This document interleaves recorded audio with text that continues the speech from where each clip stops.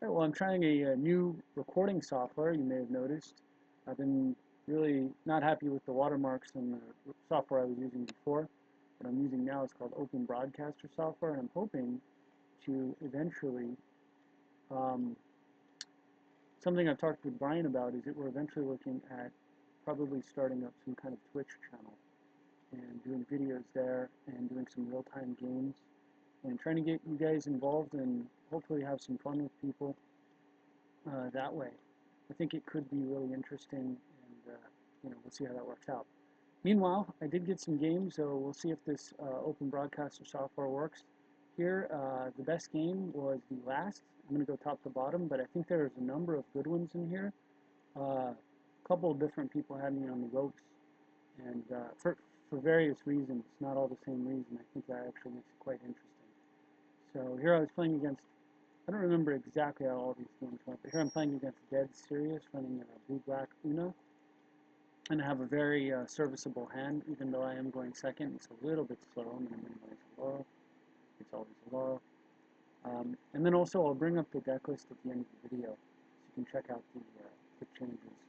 Basically, it's been a reversion. Um, so I decided instead of going first turn landscape, second turn tutor for soul ring, I went first turn tutor for soul ring, second turn landscape. I can crack the landscape on turn 3 either way, but this allowed me to get the soul ring down on turn 2, which decreases the opportunity for my opponent to counter it, but also enables me to change plans. Like if I decide, no, I'm not going to sack landscape, then my plan can be to cast Tezzeret. And my opponent goes Soul Ring into Lich Lord of Unix, almost Unix. Anyway, so with that, and a top deck Vindicate, I decide that I am going to go with the Tezzeret plan because presumably he's going to move into Una next turn, and then I'm just going to Vindicate that and try to take over from there. So I'm not sure that this line was necessarily correct. It may have just been better to have vindicated Soul Ring right then and there and not play Tezzeret for a turn. But, so he does what I expected him to do. He plays Una, the Crucible, which has the potential to be really good. But the problem with going along the lines that I took here is that I don't get to vindicate his Soul Ring. So I go ahead and play Crucible, replay a land for free, untap my artifacts so that I can take another hit, Tezzeret can take another hit, and then I go ahead and ramp. So the idea is I'm going to have one counter, and then on the next turn I'm going to fetch Map, and I'm going to start Crucible Map. It's not, he plays Owner Doppelganger. There's no creatures in the graveyard, that's not too relevant. And a Feto Grifter, which lets him tap 2 wizards to tap, I think tap or untap. I'll have to take a look at it. Play out. Tap 2 wizards to tap target permanent. So it does make it a little hard to block, but I was not really planning to protect Tezzeret anyway. I don't think I drew Lindol's Vault. I think we're going to glitch out here. But, yeah. Anyway, with the Strip Mine Crucible kind of handwriting on the wall there, my opponent just decides to give up on the spot. The play here was to drop a Oloro into play, and then start drawing 2 cards per turn off of the wall, while Strip Crucible does its thing. That buys me all kinds of time. Maybe I did draw the Vault there. I guess we didn't actually run into a glitch. But at any rate, just because of the Crucible walk, I guess, even though he had 5 mana, he decided that his board wasn't good enough. He was down to only 3 cards in hand, and I was going to start drawing. We were even on cards, I'm ahead on mana, and I was about to be ahead on cards with Oloro. So maybe it makes sense for him to scoop. Anyway, I ended up playing Sweet Greens here, running Cedrus next. And I have a killer hand, so I'm clearly going to keep. And going second does not matter too much. However, you didn't see that stack, I don't think, but the top 3 cards in my library are Thran Dynamo, which is on top. Underneath that is I want to say a Yawgmoth's Will, and under that's a Future Sight. It's not a great situation when it looks like when you're talking color here. I gave some consideration to just playing Grim and saying go, and then next turn I could have played Chalice on, I had a couple of options. One of them being Chalice on 3 into the copy artifact effect on the Soul Ring. Another option being to just strip mine in next turn and then play Chalice on 2 with 1 mana, or excuse me, play copy artifact and then untap the Grim and then play Chalice on the subsequent turn. The reason I didn't take either of those plays is with him playing red like that, conspicuously, doing nothing with it, and in these colors, something told me there's a good chance that he's got removal. I don't know what that instinct was, but I listened to it and decided I needed to get a second Soul Ring in a play now. I was fortunate in that my instincts were correct, and so, although I drew the Fan Dynamo here, which isn't so great, I'm able to play Chalice for 1 and then activate top. I see an island, which is great, so I go ahead and just grab that right now. And then I say go. So I don't strip mine him here because I want to strip mine whatever he fetches. And if he doesn't fetch anything, then that's probably okay because I have remand. That's the other thing. I kind of want to sit on the remand.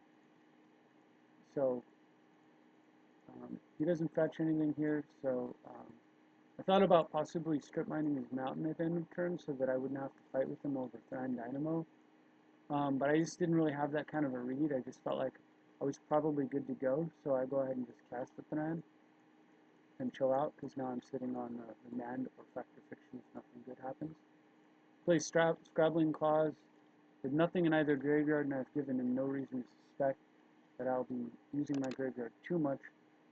He goes ahead and sacks it, and then I guess finding nothing, he concedes.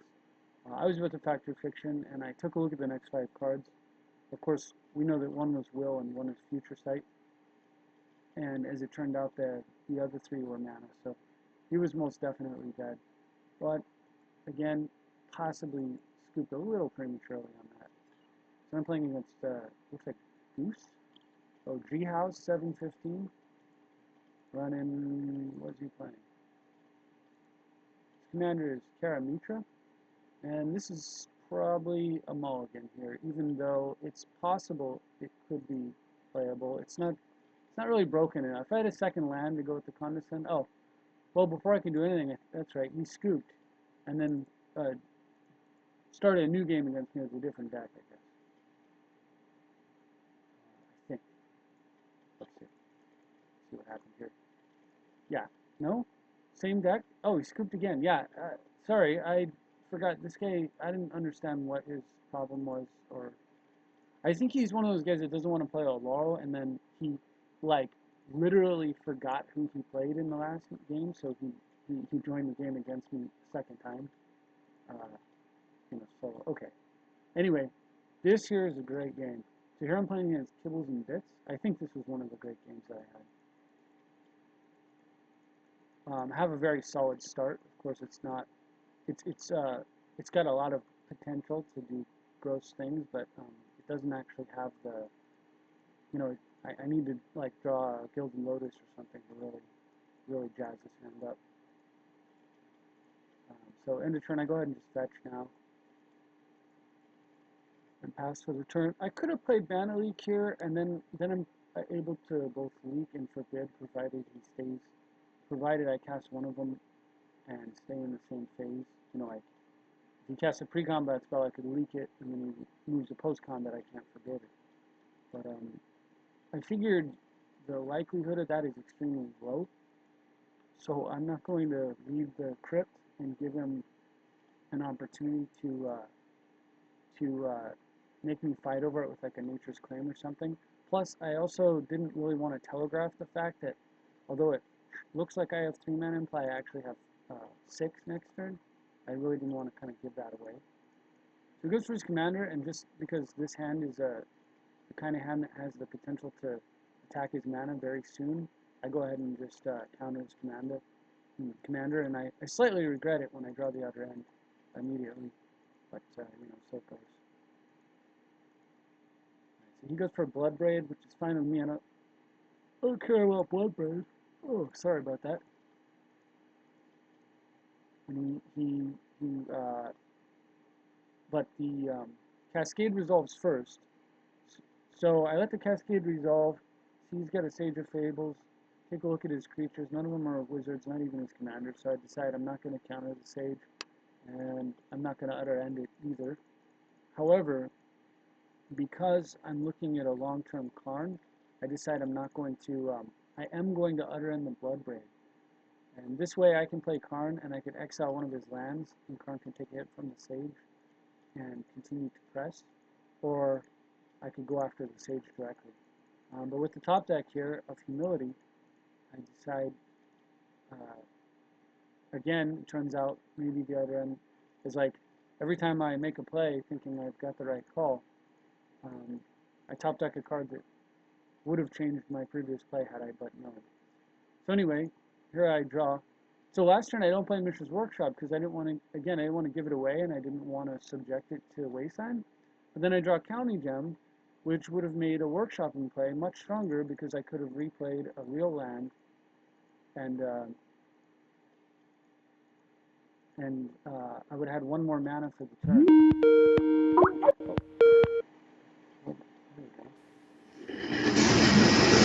Hey Ryan. Hey Nate. I'm actually recording a video right now. Oh, well, go ahead and finish that up then. Call me back when you're done. Okay, we'll do. All right, see you in a second. All right. That's pretty fun. Okay, so anyway, so yeah, that's Brian. Anyway, so regardless of the fact that I didn't get the extra mana in play, I'll go ahead and drop Karn.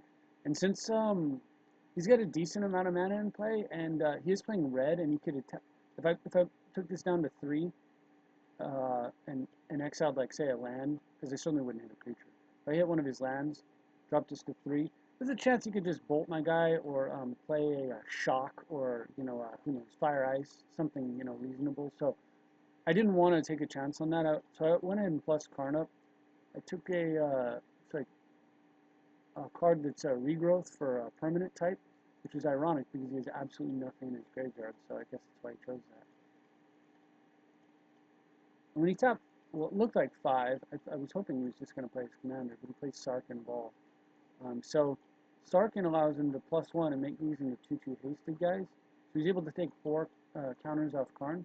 So it turns out that it was a very good thing that I didn't push Karn's loyalty by doing the -3 that turn. So I go ahead and just fetch Well of Lost Dreams. This means that for 1 turn he can, and I go ahead and exile Sarkhan right away. So now Karn should be able to live. I am in that same position I didn't want to be in, but he's already down 2 cards, and I have a Forbid, so it's a little different now.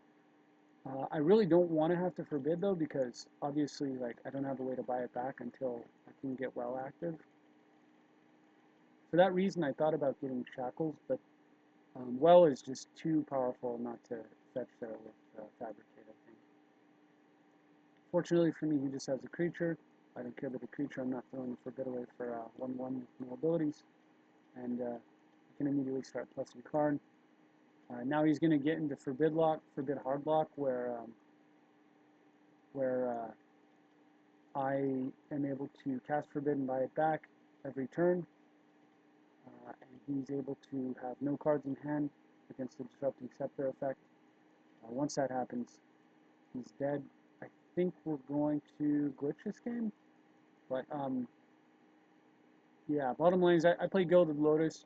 Next turn I cast Forbid, buy back, discard 2 lands off of the Lotus, and he attacks Karn, but then I just plus him right back up, and I get my opponent down to no cards in hand. He's facing a Forbid, and I'm drawing 3 or 4 cards per turn, and that is the end of that game. So that was kibbles and bits there, getting wrecked by Forbid Lock. Unfortunately, this recording got wrecked by the replay glitch. Alright, so here was a sweet game. I'm playing against Gadok Teague. The last one wasn't as good as I thought it was, but it was, interesting. This one here is against Gadok Teague, and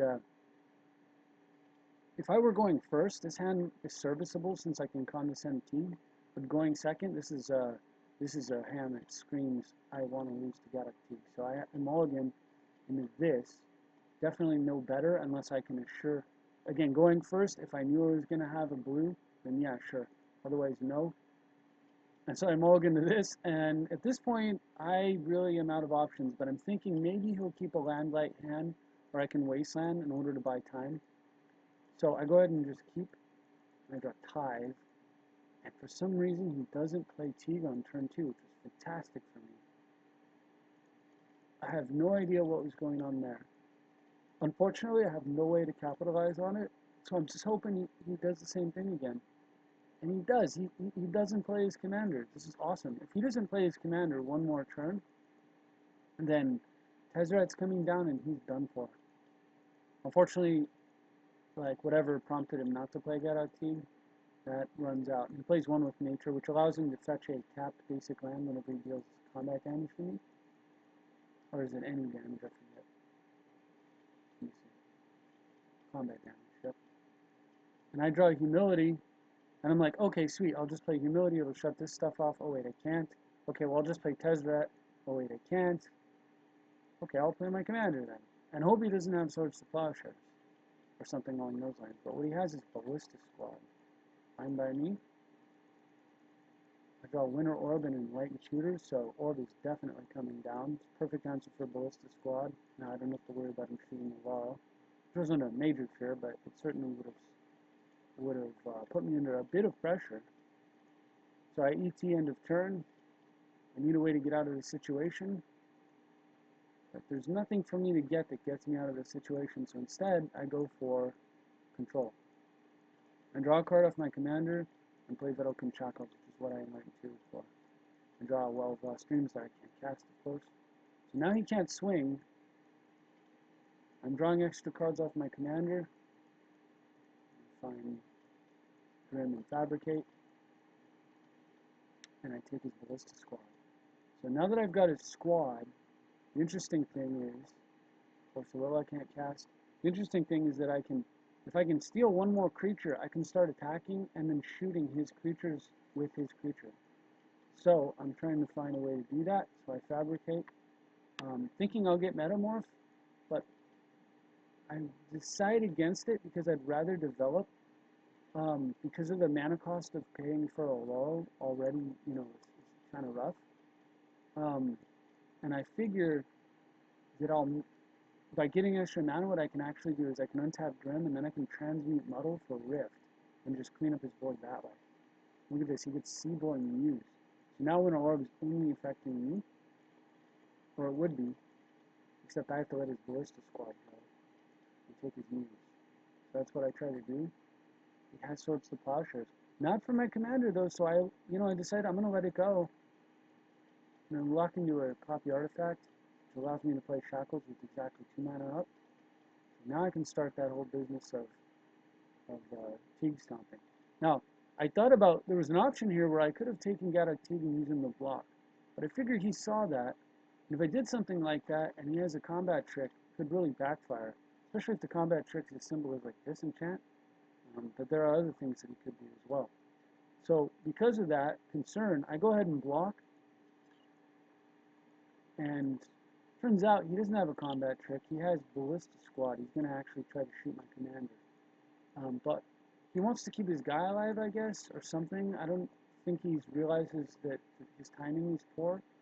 So he tries to do it prior to damage. And so that means I can just take his guy. And now his guy, he's lost control of it, so it's no longer going to deal 2 to Oloro. So Ballista Squad deals 3, but his attacker was no longer attacking, and he doesn't get to do anything with that. So on my turn, I thought I could, for some reason I spaced out, I thought I could cast Terran Dynamo. I attack him with his creature, but because he controls the one with, that's his enchantment, he's the one who gets to fetch the land. But the land comes in and play tapped, and I don't care. I figured I want to try to at least pressure his life total somehow. He isn't Oloro after all, so he doesn't have like an unlimited life resource, presumably. End of turn, I go ahead and steal his Ballista Squad. Oh, and I had to discard that turn, so I threw a Well of Streams. Now I can start shooting his creatures, the Ballista Squad, so I do that. Now I can take that out Teague. Or I could have, but he plays this flag bearer, this Coalition Honor Guard, forces any targeting by the opponent to be on that creature. And then I got mixed up on which shackles was which, and I untapped the shackles when I did not want to. So now, if you notice, I hadn't been attacking with the Oloro. Part of that was to block, but part of it is because against the white player, there's no point in running him into a condemn. But since he's totally tapped out right now, I go ahead and go for it. And I also burn a bunch of my mana and fetch up a Cyclonic Rift. So that was kind of my long-term plan anyway. So this turn I send in the Flag Bearer and the other guy. And now I'm just building up for... he has a Pariah, but he has to put on the Flag Bearer. Now I'm just building up for the right time to cast Rift. And use D2 to build up some mana. I finally decide it's Rift time. And because I've got a Flag Bearer out, I don't worry about removal. I send in the team. He just takes all the damage, and the Pariah kills the Flag Bearer. And then finally on his turn, I guess he's thinking about playing Teague. He doesn't even bother. Of course, I would have forced. We know that he doesn't. Followed by, the follow-up is of course Teferi to untap 4 of my lands, and then Teza to double pump artifacts. Most definitely game over, but it's a pretty great game because there I was facing against Oloro, or excuse me, facing Oloro against Gaddock Teague, and as you can see, it's definitely a challenge to play against that card, but it's not an auto loss by any means. So here I was playing against Rune. I had to mulligan once, but I have a great hand. He gets a first turn Skull Clamp, which can be good, followed by a turn 2 Serum Vision. So I decided that I'm going to go ahead and just lapse the Visions and give him his card selection next turn. I was hoping he was going to miss his land drop, but he actually played that correctly by holding the land drop. I could have played Skorrak Deprive here. I decided that I'm going to just go get the land that I need right away and continue to develop since I have a Mystical Tutor. So that's what I do. I Factor Fiction. He does a little mana fixing, or a little deck fixing and mana fetching, but that gives me time to end of turn crack my own fetch, get my second white Mystical Tutor, and although it went a little quick, the card I Mystical Tutor for was Mind Twist, and then I was going to play Dimer Signet and then Twist for 3, which was his whole hand. And with that future facing him, he goes ahead and gives up. I have no complaints about that. So here I was playing against a guy named Nate something or other. Cool. Nate Well Sir. So it's Nate versus Nate. And he's playing Animar, so another Animar deck today. Oh, he scoops. Oh, he was the other guy who scooped. That's right. So he scoops right away and then plays me again. And I was like, please don't be like the other guy and just quit right away. But it turns out what he was doing is switching decks. So that's cool.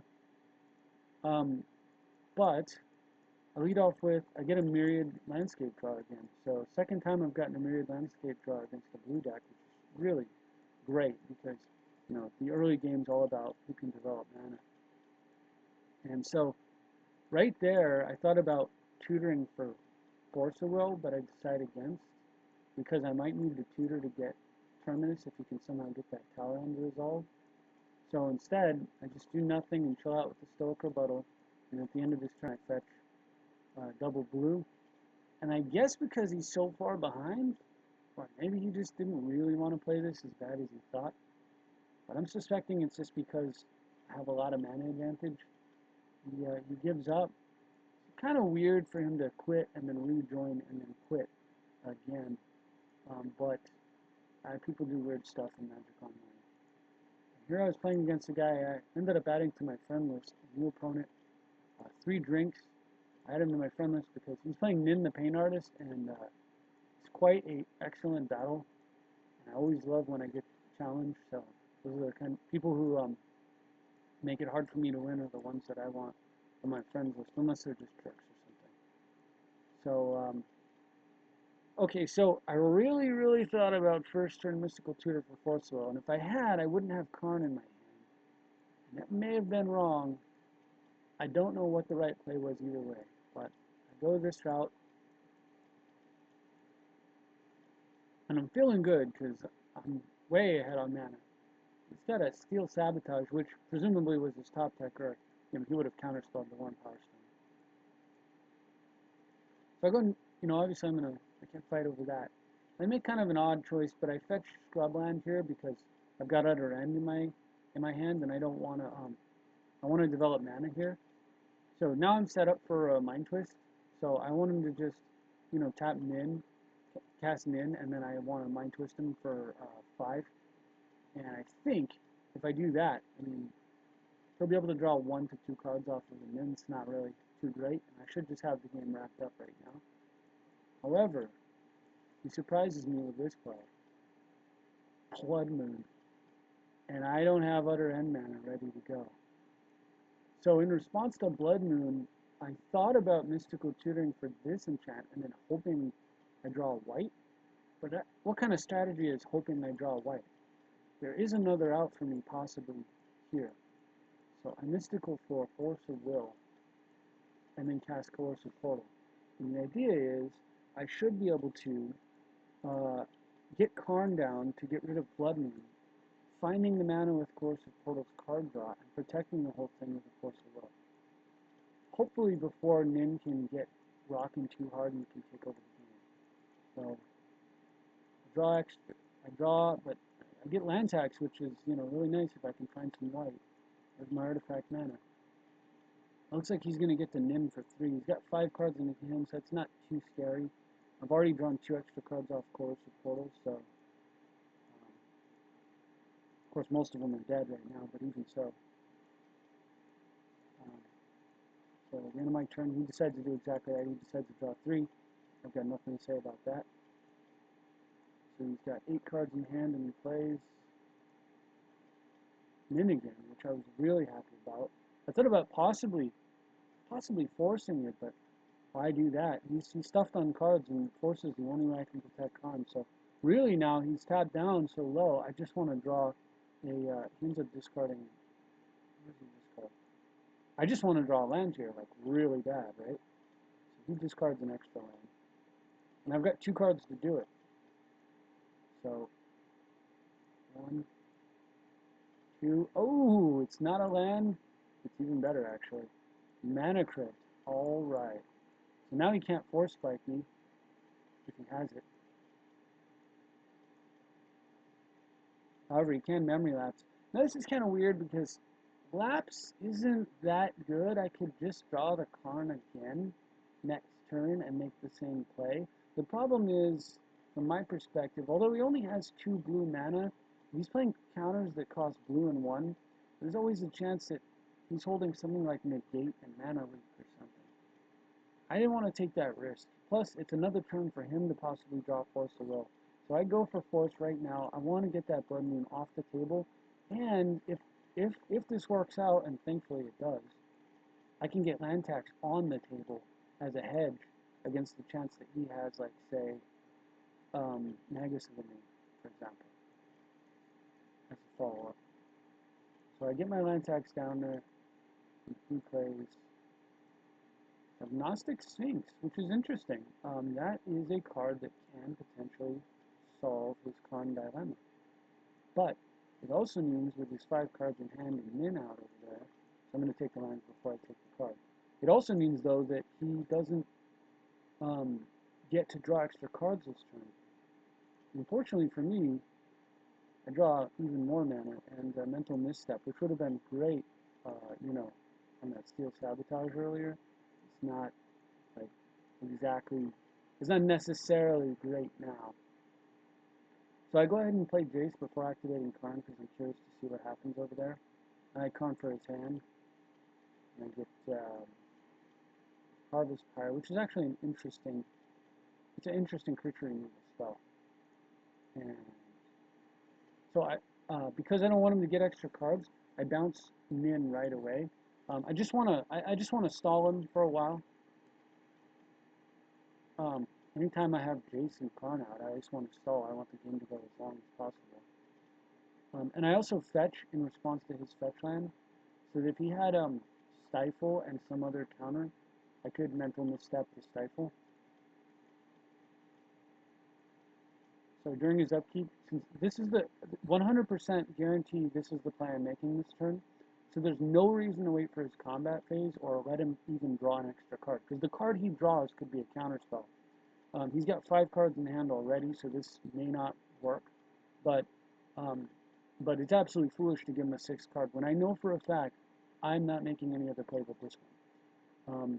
Mainly because I didn't have, my mana wasn't I had Underground and a Scrubland, so I couldn't have cast Muddle the Mixture, even if I had wanted to. But frankly, protecting Jace is more important to me. So I go out for an Utter End here, and he taps mana, and I'm like, ah, crap. And then he plays Flusterstorm, and I'm like, all right.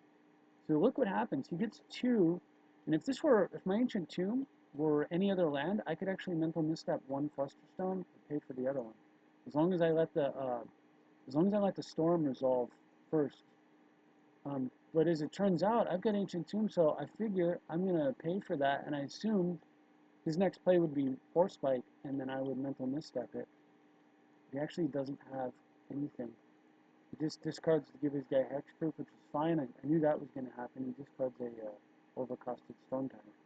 And what matters, though, is he doesn't get to... Now he's holding 4 cards. One of them's Min, so that's really not a card.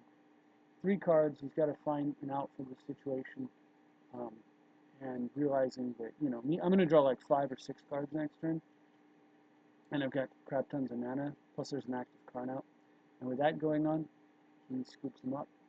So it was an awesome game against Blood Moon, and lastly, I had this game here against Flux 22, and I gotta hurry up because Brian's waiting. I need to call him back here. I don't like being with my friends.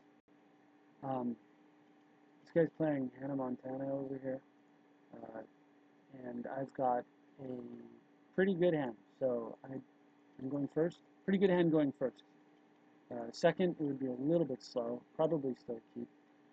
So I was not going to brainstorm this early. I wanted to deploy Calny Gem and then brainstorm away the lands, but because he has a Soul Ring and I play Mental Misstep, I go ahead and just brainstorm in response, hoping to hit step. I don't, but I do have these options here. It's going to be a little while before I can play a Confidant because I don't have any black mana, so I go ahead and just put that back. And then play a Signet. So he plays Azorius Key Rune, and that lets me on my turn cast a Talisman of Progress and say go. So his turn, he plays have 6 mana for Dreamstone Heathen, definitely going to lapse that. So now I know that's coming. So one possible line of play here is to exile his Soul Ring. And I drew a Black Source, which is really awesome. So what I wanted to do is I wanted to Utter End his Soul Ring there, and play Calny Gem. But if you look at it, I can't do it. I can't play Gilded Lotus Utter End. I can't play Calny Gem Utter End. I can't play Confidant Utter End. I can't play 2 spells if I take the other Utter End route. And I don't feel like, what I want to do is I want to play 2 spells this turn. So the best way to do that is to play a Lotus into Confidant, start drawing extra cards, get ahead on mana, and let him have his Dreamstone for now, which is what I do. I don't draw a counterspell, but I go ahead and cast Calny Gem as a sort of bait spell, just to see what it'll do.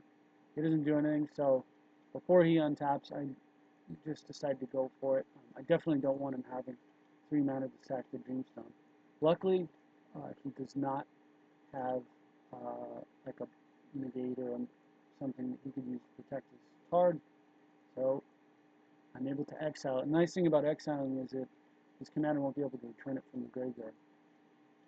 But he gets a Mason Enchantress down. It's very odd. I figured maybe it was just like a sort of flavorful card. But he starts playing enchantments. This card gives him +1/+1 for each enchantment and creature he controls. So it automatically gets +2/+2 and draws him a card. So he's got a card drawing engine. Luckily I draw a Remand. And I play a second card drawing engine in the form of Oloro. Put down Expedition Map and say go. I would like to have strip mined him there, but sitting on Remand was more important to me. So I'm feeling like I probably got this game won. He plays this, my Parallax Wave, which will draw him a card, but also allow him to fade out the Confidant and the Oloro, and buy him a lot of time, taking away two of my draw engines. So I remand simply because it's going to tap him out for the turn. And there isn't much else I can do, even though he gets to draw an extra card off the Enchantress. I felt like tapping him out was more important, because I can choose to exile Oloro instead of putting it under the wave, and that's what I do. And with him tapped out, I can replay it. Fortunately, I draw a Tezzeret, and that changes my play a bit. So I map for strip mine, and I Tezzeret for Winter Orb, and I say go, and I immediately strip whatever he untaps. Of course, Tezzeret's going to die, that sucks. He gets to play Solemn, makes it gets a little bigger. Tezzeret dies.